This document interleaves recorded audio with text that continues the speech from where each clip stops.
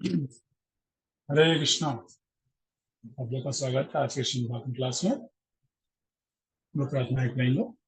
ओम नमो भगवते वासुदेवाय, ओम नमो भगवते वासुदेवाय, ओम नमो भगवते वासुदेवाय।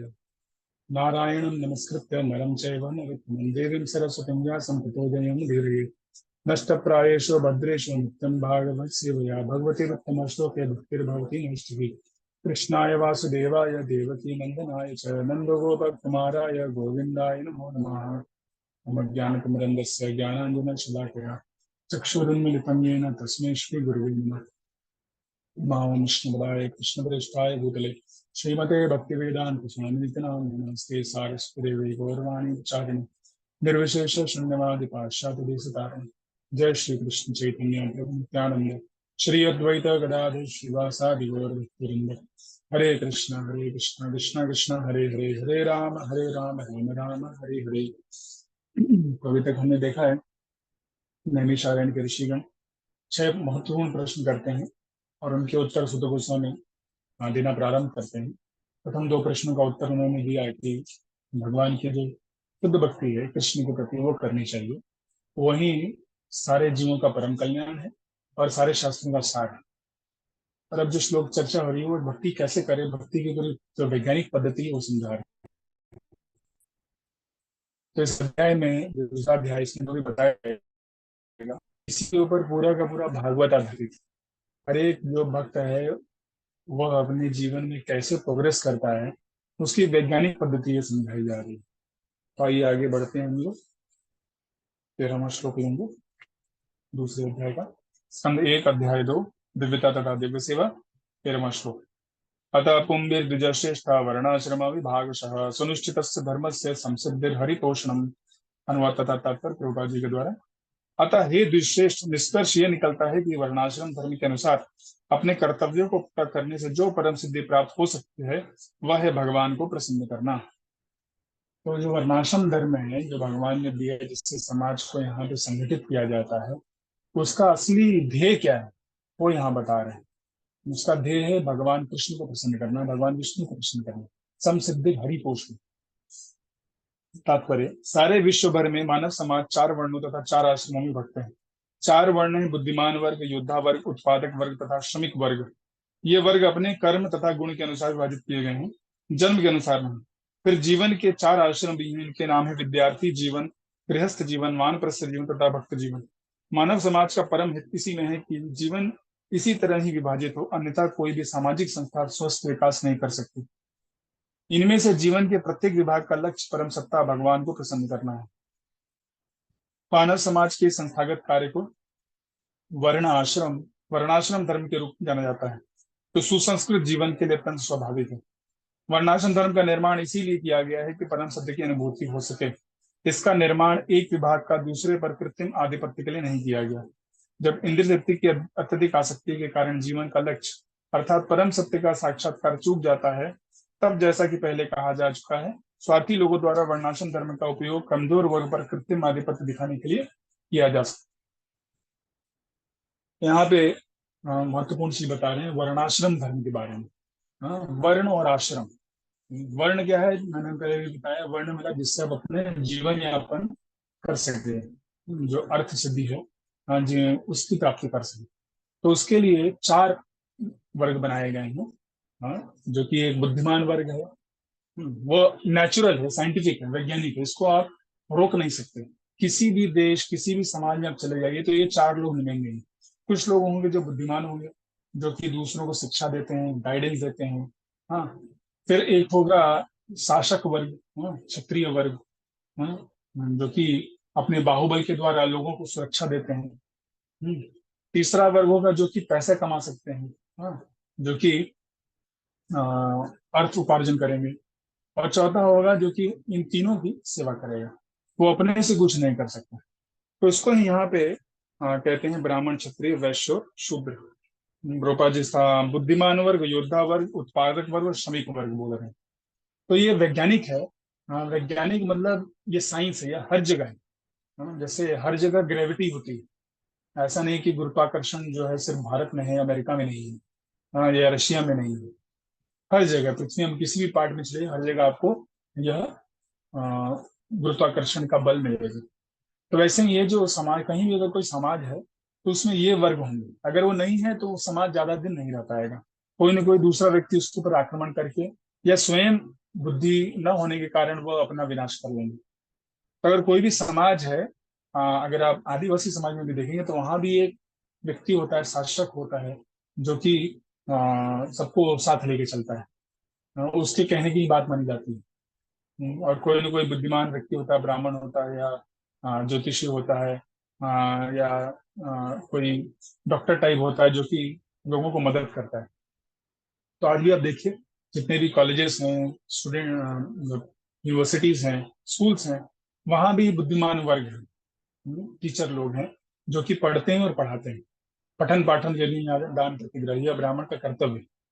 तो वही वो कार्य कर रहे हैं, लेकिन वह उस लिए नहीं कर रहे हैं जिसलिए वो बने हैं। किस लिए बने वो यहाँ बताया जा रहा है।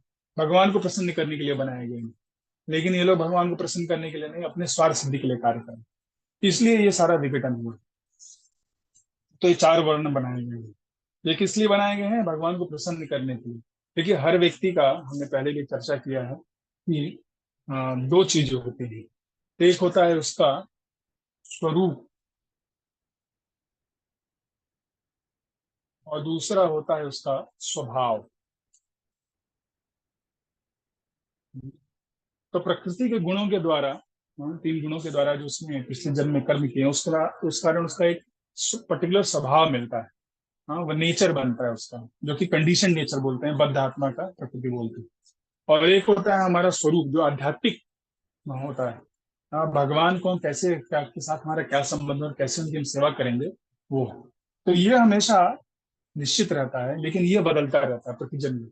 जैसे जैसे आप कर्म करेंगे उस हिसाब से आपको वैसा स्वभाव मिलेगा। हाँ, जैसे गाय का स्वभाव है कि वह घास खाएगी, हाँ, और शेर का स्वभाव है कि वो मांस खाएगी। हम्म, उसको आप बदल नहीं सकते किसी तरीके से। जब तक वो गाय के शरीर में है, वो गाय कभी भी मांस को मुंह नहीं लगाएगी। और वो शेर जो है वह हमेशा जो है मांस ही खाएगी, इसलिए बने। वैसे ही हर व्यक्ति का प्रकृति है, ब्राह्मण प्रकृति, क्षत्रिय प्रकृति। हाँ, जैसे यहाँ पे शब्द इस्तेमाल कर रहे हैं प्रभुपाद जी, बुद्धिमान वर्ग, योद्धा वर्ग, उत्पादक वर्ग और श्रमिक वर्ग। तो यह हम लोग का स्वभाव है। हाँ, उस व्यक्ति का एक पर्टिकुलर नेचर है, उस हिसाब से वो सेवा कर पाएगा। जैसे कोई ब्राह्मण है, उस ब्राह्मण को आप बंदूक देके भेज दीजिए युद्ध करने के लिए, वो नहीं कर पाएगा वो। बहुत होगा तो एक दो गोली चलाएगा, लेकिन अधिकतर वो खुद मारा जाएगा। तो वह योद्धा वर्ग का कार्य नहीं कर सकते। और योद्धा वर्ग भी अगर उसको आप दे दीजिए शास्त्र समझाने के लिए, नहीं समझा पाएगा। हो सकता है थोड़ा बहुत ज्ञान हो, लेकिन वह सिर्फ पठन पाठन करके अपना जीवन नहीं निभा सकता। उसको कुछ तो चाहिए, फिजिकल करना। हाँ?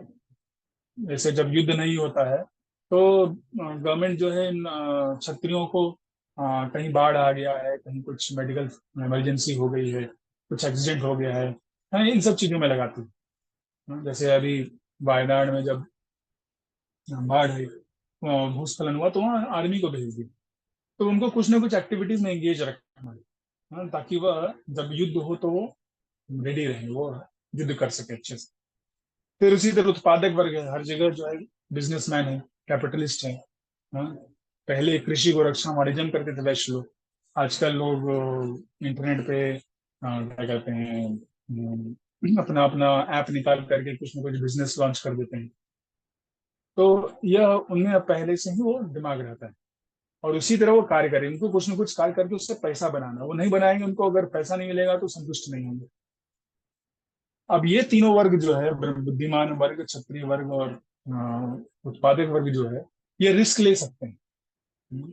वैसे जो उत्पादक वर्ग है, जो कोई बिजनेसमैन है, वो 1-2 लाख लगा करके कुछ सामान खरीद के लाता है। हाँ, दुकान मान लीजिए, उसको जनरल स्टोर है, तो उतना सामान खरीद के ला के रखता है, और रिस्क लेता है कि इसको बेचेगा। हो सकता है बिके, हो सकता है ना बिके, कई बार वो काफी दिन पड़ा रह जाता है। कुछ कपड़े लेके आता है या कोई मॉल बनाता है, तो कभी कभी बिजनेस सक्सेसफुल होगा, कभी नहीं होगा। कभी बहुत ज्यादा डिमांड आएगा जब सीजन होता है, कभी कुछ नहीं आता है। तो वो रिस्क लेने के लिए रेडी। वैसे ही जो योद्धा वर्ग है, वो अपने जान का खतरा मोल लेगा। हाँ, दूसरों को बचाने के लिए वह जा करके बॉर्डर पे खड़ा होकर के बंदूक लेकर के खड़ा है। वहां पे कभी भूस्खलन हो जाता है, कभी बहुत ज्यादा बर्फ गिर जाती है, उसमें भी। मगर ऐसा नहीं कि सिर्फ दुश्मन के द्वारा वो मारा जा सकता है, कुछ भी हो सकता है, लेकिन वो रिस्क ले रहा है। जनता की सुरक्षा करने के लिए, अपने देश को बचाने के लिए वो रिस्क ले रहा है।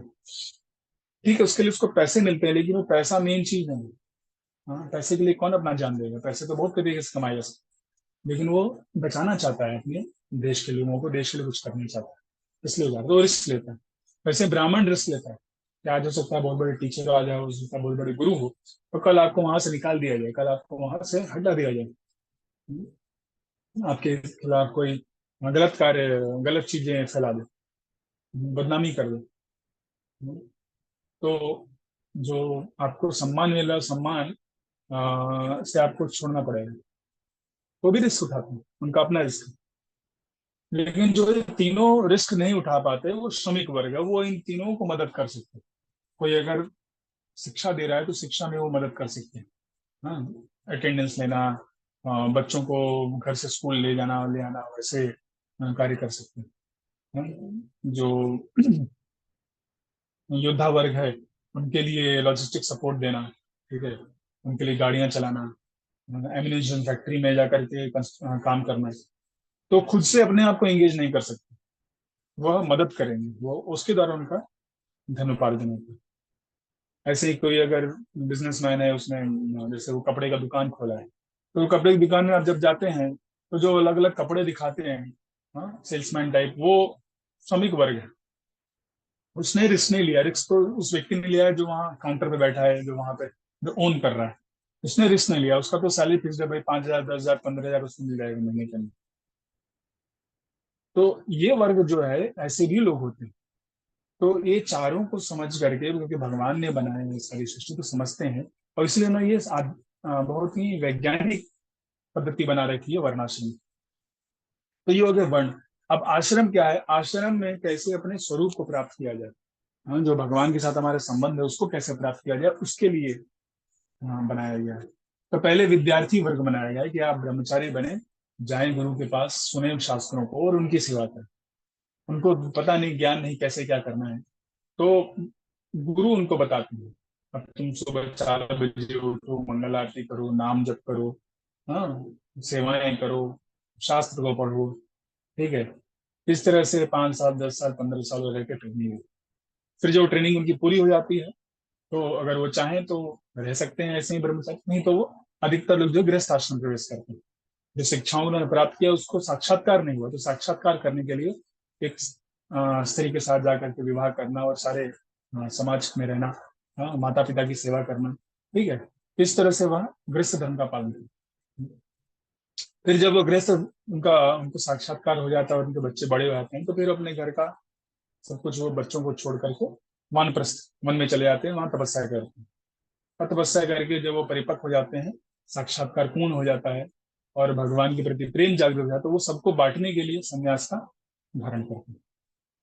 तो इस तरह से हर व्यक्ति जो है, यह जो वर्णाश्रम विभाग बनाए गए हैं, इसमें अपने आप को, अपने जो उसकी स्वभाव और स्वरूप के लिए जो इच्छा है, उस अनुसार वो कार्य कर सकता है। और आगे बढ़ सकते हैं। और प्रमुख चीज क्या है, हम ये चारों में चारों जो 8-8 बनाए हुए हैं, ये सब भगवान को प्रसन्न करना। ब्राह्मण जो है, असल में ब्राह्मण वो भगवान के दिए शास्त्रों को पढ़ता है, पढ़ाता है। क्षत्रिय देखता है कि लोग अपने धर्म का पालन कर रहे हैं। वैश्य जो है वो कृषि, गोरक्षा और वाणिज्य, जो बच जाता है उसको, वाणिज्य उसको बेचता है। हाँ? और शूद्र जो है वह सेवा करता है। वो इस सब के साथ किस लिए कर रहे हैं? भगवान को प्रसन्न करने। ये से नहीं कि अब मैं ब्राह्मण हूँ, देखो तुम उधर दूर हो और तुम यहाँ से पानी नहीं पी सकते, वो नहीं करते, तो ये सब तो कुरीतियां फैल गई। जब इनका पतन हुआ, ब्राह्मणों का और क्षत्रियों का युद्ध हुआ, इस स्कंद की आखिरी में आएगा, वैसे परीक्षित महाराज और शिंगी का जो कहानी है वो बताया जाएगा। तो तब से पतन चालू हुआ, लेकिन 5,000 साल पहले से करोड़ों करोड़ों वर्षों तक पहले भी हम ब्राह्मण क्षत्रियों का सहयोग रहता था, और वही इस पूरे संस्था को चलाते थे, इस वर्णाश्रम विभाग को, और सबको भगवान को प्रसन्न करने में लगा। तो इस तरह से जब व्यक्ति कार्य करता है तो किसी का आ, शोषण नहीं होता है। शोषण तब होता है जब हम भगवान को भूल जाते हैं और तब अपना स्वार्थ हमें ज्यादा महत्वपूर्ण लगता है। स्वार्थी लोग जब आ जाते हैं तो कलयुग में, अर्थात कलह प्रधान युग में, यह कृत्रिम आधिपत्य पहले से चालू है। किंतु जो लोग सियाने हैं वे जानते हैं कि वर्ण तथा आश्रम विभाग सहज सामाजिक व्यवहार तथा उच्च विचारयुक्त आत्म साक्षात्कार के लिए है, अन्य किसी प्रयोजन के लिए नहीं है।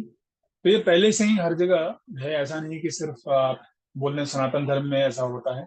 हर जगह ये एक्सप्लॉयटेशन होती है। आप अगर चले जाएं, हिस्ट्री उठा लीजिए तो जो कैपिटलिस्ट हैं वेस्टर्न कंट्रीज, उन्होंने लोगों का शोषण किया।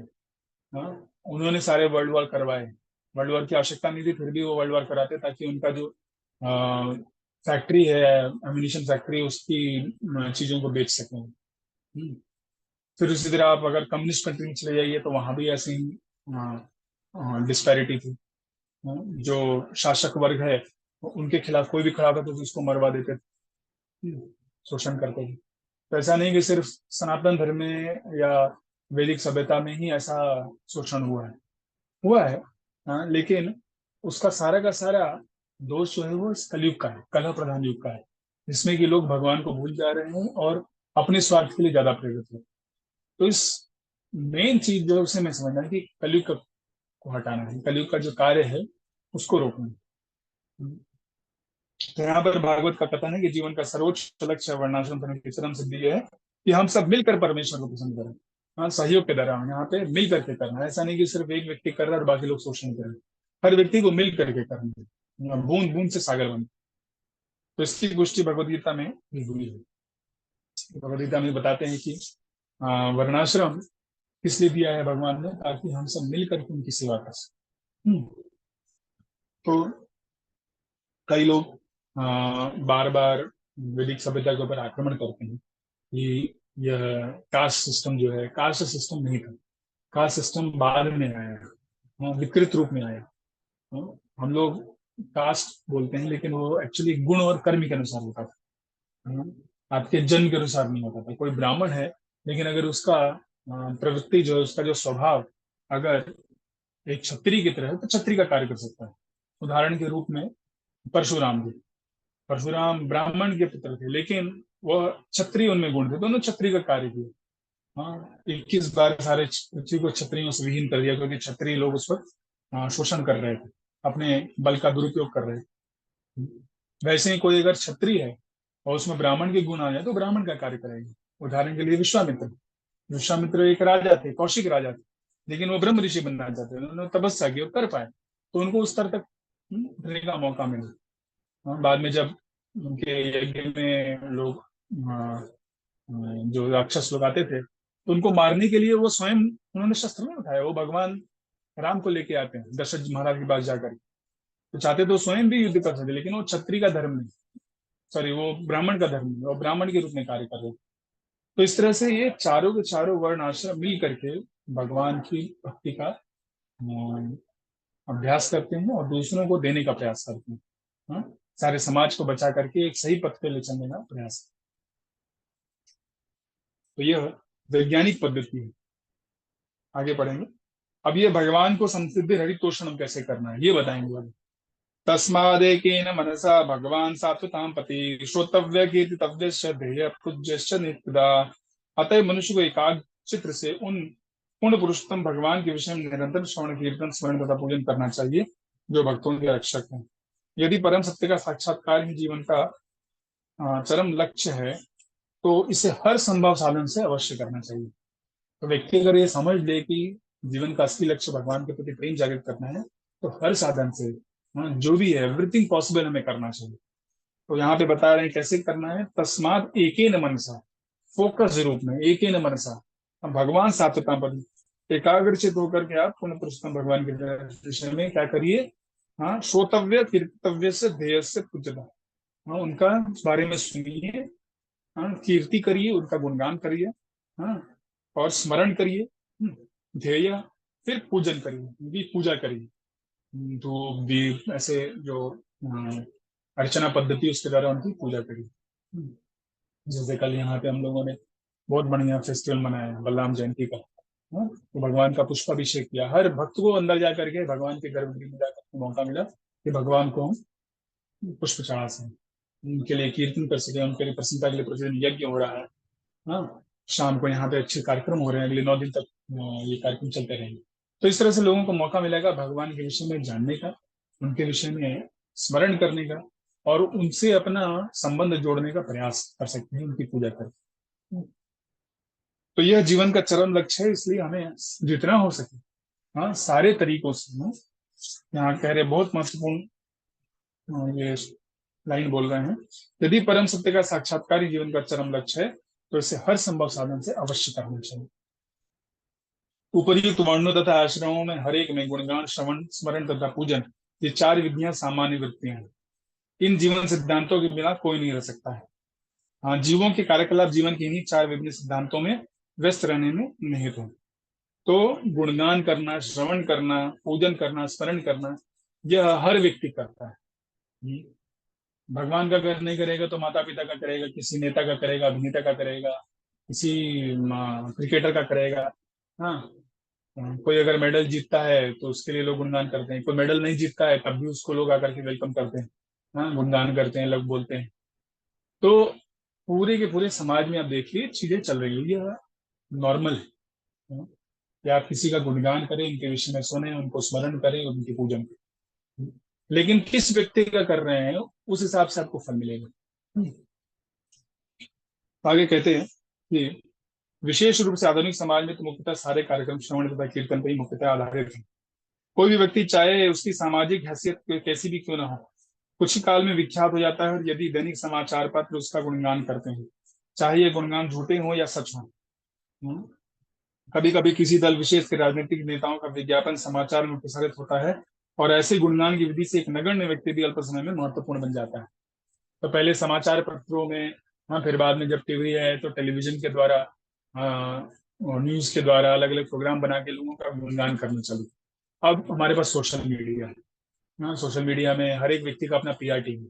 100 लोग, 200 लोग उनके विषय में शॉर्ट बना रहे हैं, उनका फोटो खींच रहे हैं, वीडियो निकाल रहे हैं।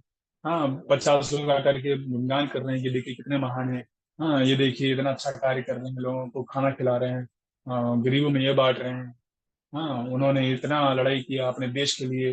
हाँ, वहां पे वो मैच था, उसमें अकेले अपने दम पे जिता दिया, ये मेडल लेके आया, वो मेडल। तो हर व्यक्ति अपना पीआर टीम बना के रखा हुआ है। हाँ, और वह क्या कर रहा है, उनके बारे में गुणगान कर रहा है, उनके बारे में लोगों को सुना रहा है, और जितना लोग सुनेंगे उतना उनसे आकर्षित होंगे। इस तरह से एक छोटा मनुष्य जो है वह, भले ही कुछ कार्य न कर रहा हो तब भी वो बहुत फेमस हो जाएगा। लोग रील बना करके अपना शरीर को अधरंगा दिखा करके, वैसे भी लोग हैं जो कि आजकल बहुत फेमस हो रहे हैं। तो यह बहुत ही चीप पब्लिसिटी है। ऐसे लोग कुछ समय के लिए उठेंगे और फिर वो भूल जाते हैं। हम्म। किंतु अयोग्य व्यक्ति के ऐसे झूठे प्रचार से न तो उस व्यक्ति का लाभ होता है, न समाज का। भले ही ऐसे प्रचार की क्षणिक प्रतिक्रिया हो ले, किंतु इसका प्रभाव स्थायी नहीं होता। अतः ऐसे कार्य समय का अपव्यय है। तो कुछ समय के लिए किसी राजनेता, अभिनेता को आप उठा देते हैं, लेकिन उससे उस व्यक्ति को भी फायदा नहीं मिलता है। हाँ, और आपको भी फायदा नहीं है, समाज का भी फायदा नहीं होता। पर कुछ समय लोग भूल जाते हैं। 100 साल पहले गांधी जी का बहुत नाम था, आज कौन गांधी जी का नाम ले रहा है, आज उल्टा लोग गालियां दे रहे हैं। बड़े बड़े राजनयिक थे, हाँ, उनके बस उनका फोटो और वीडियो बच गया, बाकी कुछ नहीं। उनको जानने वाले, पहचानने वाले लोग भी चले गए। तो ये क्या था, सिर्फ मात्र समय का व्यय था। हाँ? व्यर्थ, जैसे यूजलेस वेस्ट ऑफ टाइम, समय ये भी केवल। तो इससे हमें बचना है। तो गुणगान किसका करें, गुणगान तो उन पूर्ण पुरुषोत्तम भगवान का करना चाहिए जिन्होंने हमारे सामने प्रकट होने वाली प्रत्येक वस्तु की सृष्टि की है। हम इसकी विस्तृत व्याख्या भागवत के जन्माद्यस्थ वाले प्रथम श्लोक से आरंभ नहीं कर चुके हैं। तो गुणगान किसका करना है, भगवान पूर्ण पुरुषोत्तम भगवान श्री कृष्ण का करें, भगवान विष्णु का करें, भगवान श्री राम का करें। हम्म, जिन्होंने पूरी सृष्टि बनाई है, हर एक कण कण में व्याप्त है, हर जीव को मदद कर रहे हैं कैसे उनके पास आ सकते हैं। और वो बार बार आते हैं, जब भी धर्म की ग्लानि होती है स्वयं प्रकट होते हैं, और धर्म की स्थापना करते हैं, अपने भक्तों को भेजते हैं, प्रचार करवाते हैं, और सबको मदद करते हैं कि कैसे न कैसे करके वो उनको प्राप्त कर सके। तो ऐसे व्यक्ति का गुणगान करना चाहिए। उस गुणगान से हमारा फायदा होगा, उस गुणगान से बाकी लोगों को फायदा होगा कि भाई वो भी भगवान कृष्ण जानता है। इसका उदाहरण जैसे प्रभुपाद जी इतने वृद्धावस्था में पूरे विश्व में गए और जाके प्रचार किया, तो जो पूरी की पूरी सभ्यता भगवान को भूल चुकी थी वो भगवान के प्रति पागल हुई। जो हिप्पी लोग थे वह प्रभुपाद के लिए किसी भी जगह जाकर के प्रचार करते थे। वहां तक कि रशिया में जहाँ की जाना, कोई भी धर्म पालन करना बैंड था, वहां भी जीवन का उन्होंने रिस्क उठाते हुए वहां गए और वहां प्रचार किया। तो यह वैज्ञानिक पद्धति है कि आप किसी विषय व्यक्ति के विषय में बोलें, उनका गुणगान करें, उनके विषय में सुने, उनका स्मरण करें और उनका पूजन करें। तो ये अगर हम भगवान का करेंगे तो वो हमें सबसे ज्यादा फायदा पहुंचाएगा, और ये सारे लोगों के लिए, पूरे विश्व के लिए कल्याणकारी है। जैसे अगर एक पेड़ है, पेड़ के जड़ में अगर हम पानी डालेंगे तो उसके सारे पत्ते, सारे टहनी को पानी मिलेगा। आप जो अगर भक्ति कर रहे हैं उसका फल जो है संपूर्ण विश्व को मिलता है। तो इस तरह कार्य करने से हम क्या कर पाएंगे, हम अपना भी उद्धार कर पाएंगे, भगवान को प्राप्त कर पाएंगे और दूसरों को मदद कर सकते। अन्यों का गुणगान करने या अन्यों के विषय में सुनने की प्रवृत्ति को गुणगान के वास्तविक लक्ष्य परमेश्वर की ओर मोड़ना चाहिए। इससे सुख हो जाएगा। तो नेचुरल टेंडेंसी हम दूसरे व्यक्ति का गुणगान करना, उसके विषय में सुनना, क्योंकि हमें पता है हमारे पास वो शक्तियां नहीं है, हमने कुछ नहीं किया। हाँ? तो जब दूसरों को हम गुणगान करने, उनके विषय में सुनने का जो टेंडेंसी है उसको हमें भगवान की तरफ डायरेक्ट करना। तो इससे हमें असली सुख प्राप्त होगा, इससे हमें शाश्वत भगवान के साथ अपना शाश्वत संबंध जोड़ने का मौका मिलेगा। और जितना भी हम ये करेंगे वो उसका फल हमेशा हमारे साथ रहेगा। गीता में भगवान बताते हैं, मेहा क्रमण विघ्नाशस्ति प्रत्यवाय न विद्यते स्वल्पम अपि यस्य धर्म से प्रायतो महतो भवेत्। थोड़ा सा भी इस पथ पे अगर आप चलेंगे तो आपको बड़े बड़े जो दुख है, कैलेमिटीज है, उससे हमें मुक्ति मिल सकती है। जैसे अजामिल था, उसने थोड़ी सी भक्ति की, भगवान का, नारायण का नाम लिया, और तीन जो यमदूत उसको मारने आए थे उनसे बचाने के लिए भगवान ने विष्णु दूत भेज दिया।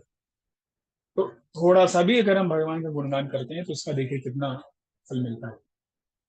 तो अगर हम प्रतिदिन करेंगे, प्रति क्षण करेंगे, तो हम समझ नहीं सकते कि कितना हमको इसका फल मिलेगा। तो यहाँ पे दो श्लोकों में श्रुति गोस्वामी बता रहे हैं कि जो समाज है, समाज को वर्णाश्रम में विभाजित किया जाता है, और वर्णाश्रम विभाजित करके सब व्यक्ति मिल करके भगवान को प्रसन्न करते हैं। कैसे प्रसन्न करते हैं, उनका गुणगान करके, उनके विषय में सुन करके, उनका पूजन करके, एकाग्रचित मन से, इसको तस्मात एक ही न मन से, इस तरह आप करेंगे तो क्या होगा, आपको भगवान प्राप्त। हरे कृष्ण। आज हम ये समाप्त करेंगे। बहुत बहुत धन्यवाद। श्रीमद् भागवतम गीता श्रील प्रभुपाद की जय। किसी का कुछ प्रश्न है तो पूछ सकते हैं।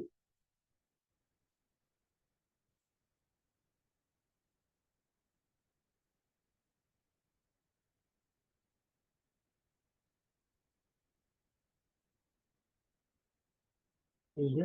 अगले कुछ दिन यहाँ पे एक फेस्टिवल चल रहा है, तो हम लोग ट्राई करेंगे प्रतिदिन क्लास करने का। जिस दिन नहीं होगा वैसे हम बता देंगे। यूजली हम लोग सोच रहे हैं कि हर रोज हो पाएगा, क्योंकि सुबह के समय ज्यादा कुछ रहता नहीं एक्टिविटी, सब कुछ शाम को होता है। हरे कृष्ण। श्रीमद् भागवतम की जय। श्रील प्रभुपाद। बहुत बहुत धन्यवाद।